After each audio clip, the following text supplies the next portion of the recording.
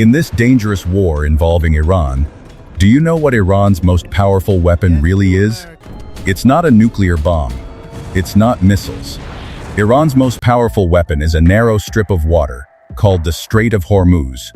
On the map, it looks tiny, almost insignificant.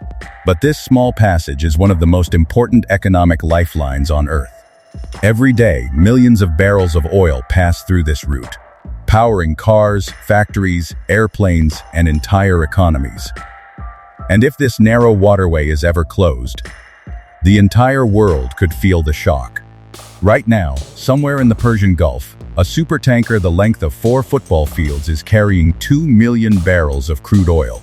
It left the coast of Saudi Arabia hours ago.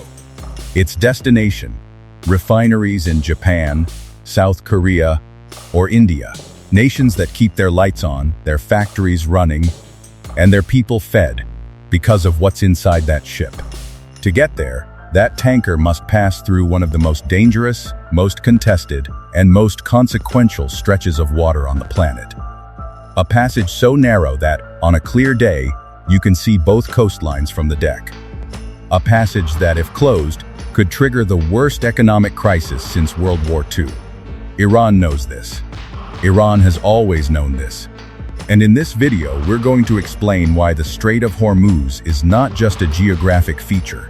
It is the most powerful geopolitical weapon on Earth. And how one country for over 40 years has held the entire world economy at gunpoint because of it. To understand the stakes, you need to understand the geography. Look at the Persian Gulf. It is essentially a lake. A very large, very oil-rich lake. Surrounded on 3 sides by land: Kuwait, Iraq, Saudi Arabia, Bahrain, Qatar, the UAE, 6 of the most oil-wealthy nations on the planet. But a lake with only one exit. That exit is the Strait of Hormuz. Now here's what makes it extraordinary. At its narrowest point, the usable shipping lane is only about 3 kilometers wide in each direction, with a 3-kilometer buffer zone in between. Supertankers, which can weigh 500,000 tons, must queue and navigate like cars merging onto a highway. Every single day, roughly 17 to 20 million barrels of oil pass through this narrow channel. That is approximately 1/5 of the world's total oil consumption. Every day. To put that in financial terms, at $80 per barrel, that is roughly $1.5 billion worth of oil passing through a 3-kilometer lane every single day. Japan imports 90% of its oil through the strait. South Korea, 70%. India, 65%. China, over 40%. Europe, a significant and growing share. These are not small economies. Together, they represent over half of global GDP. And every single one of them depends on a geographic bottleneck controlled, in practical terms, by one country. Iran. This didn't happen overnight. To understand Iran's control over the strait, you have to go back to 1979. Before the Islamic Revolution, Iran under the Shah was a close American ally. American warships patrolled the Gulf. American oil companies extracted Iranian crude. The Shah was the region's policeman, and Washington was comfortable. Then everything changed. In February 1979, Ayatollah Khomeini returned from exile and declared an Islamic Republic. American diplomats were taken hostage. Diplomatic ties were severed. And a country that had been America's closest Middle Eastern partner became its most implacable enemy, almost overnight. 1 year later, Iraq invaded Iran. Saddam Hussein, backed and armed by the United States, believed Iran was weakened by revolution. He was wrong. What followed was 8 years of brutal trench warfare. Nearly 1 million dead. Poison gas used on Iranian soldiers. And, crucially for our story, a war fought partly on the water.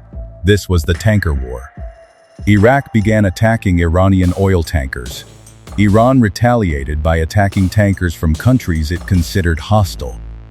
The United States sent warships to escort Kuwaiti tankers. And for the first time, the world got a taste of just how catastrophic a disrupted Strait of Hormuz could be. Oil prices spiked. Insurance costs skyrocketed. The global economy held its breath. Since then, Iran has made the strait central to its entire strategic doctrine, not just as a defensive weapon, but as a deterrent. A nuclear deterrent, if you will, without the nuclear part. The message has always been clear: attack us, and we will turn off the world's oil. Iran is not the first country to understand that oil is power. 50 years ago, in October 1973, the world got its first brutal lesson in energy geopolitics. Egypt and Syria had launched a surprise military attack on Israel, the Yom Kippur War. When the United States began resupplying Israeli forces, Saudi Arabia's King Faisal made a decision that would reshape the global economy. He called an oil embargo. Saudi Arabia, along with Arab members of OPEC, announced they would cut oil production and ban exports to the United States and its allies. Within months, oil prices quadrupled, from $3 a barrel to $12. Adjusted for inflation, that shock is equivalent to oil going from $80 today to over $300. Gas stations in America ran dry. Presidents were photographed wearing sweaters in the White House to save on heating. European nations banned Sunday driving. The global economy entered a deep recession. And all of this from a country choosing to reduce the flow of oil, not cut it entirely. Now imagine not a reduction, but a total closure.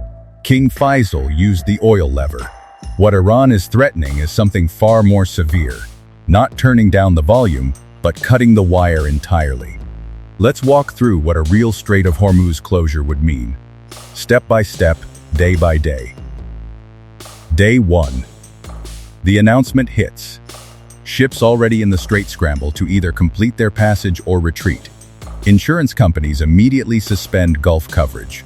No insurance means no shipping. Even ships Iran wouldn't physically attack cannot legally sail. Oil futures contracts on global markets go vertical. In a single trading session, crude oil prices could jump 30 to 50%. Day 3. Panic buying begins. Consumers rush to fill their tanks. Governments begin releasing strategic petroleum reserves. The United States has about 370 million barrels in reserve, enough for roughly 60 days at normal consumption. China has strategic reserves, but their exact size is classified. Most estimates put it at 90 days. India's reserves are smaller, perhaps 30 days. Day 7. Fuel prices at the pump in Asia and Europe have already increased by 20 to 40%. Airlines begin canceling routes. Trucking companies demand fuel surcharges. Food prices, because food is transported by trucks and ships, begin rising. Day 30. The global economy is in crisis. Countries with small reserves are rationing fuel. Factories in Japan, South Korea, and Germany, which depend on energy-intensive manufacturing, begin slowing output or shutting down. The word recession is no longer speculative.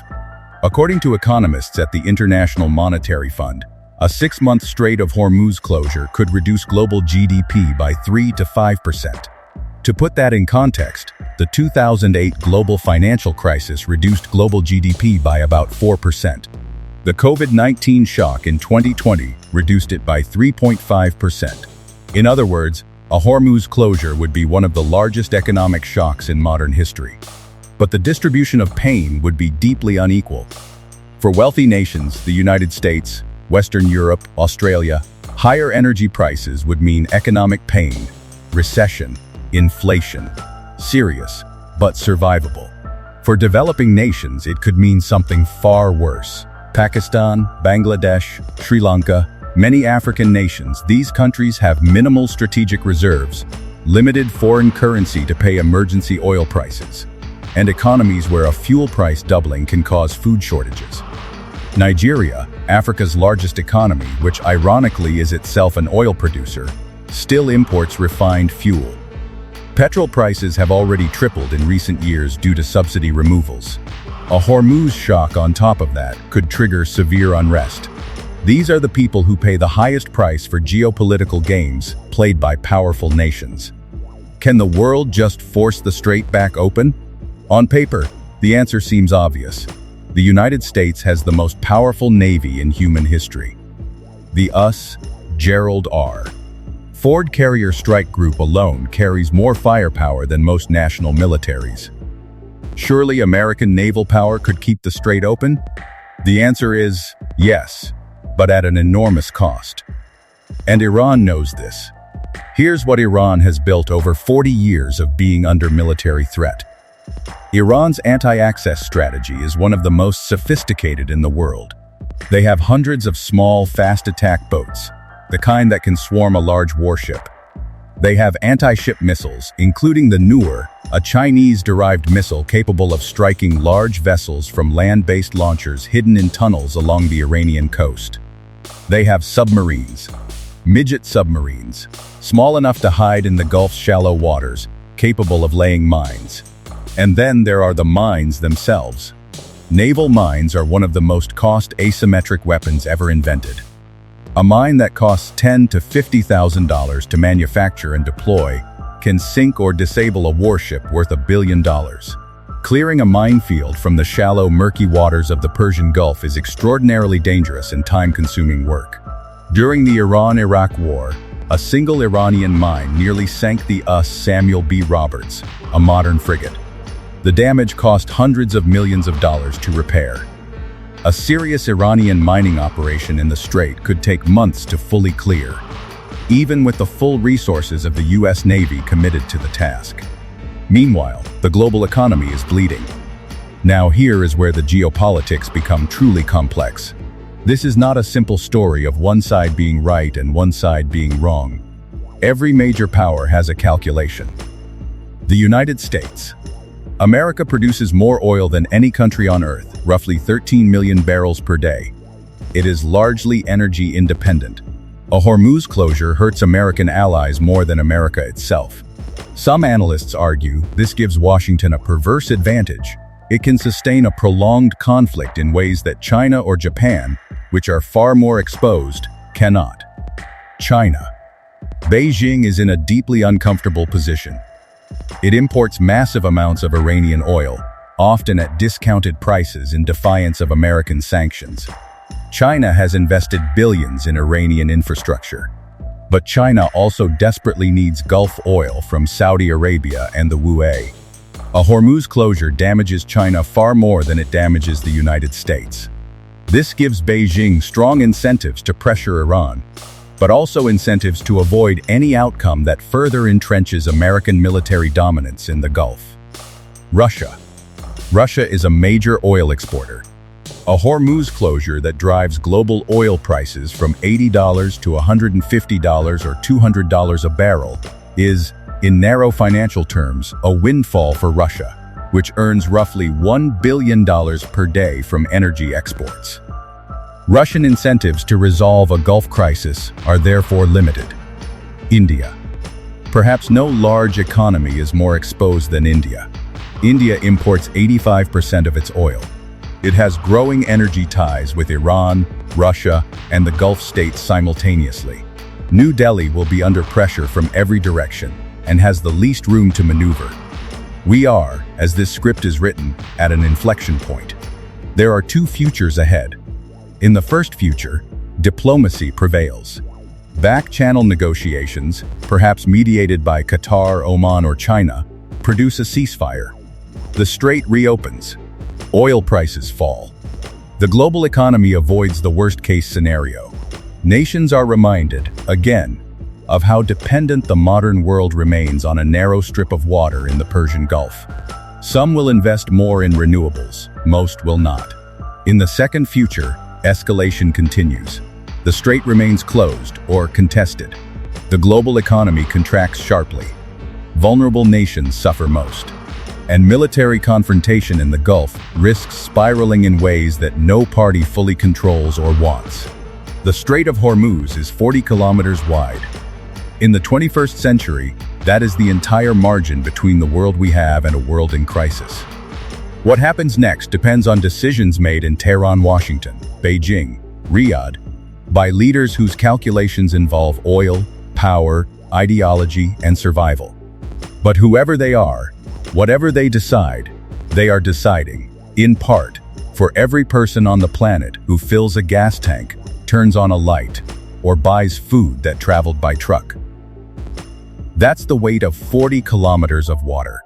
That's the Strait of Hormuz.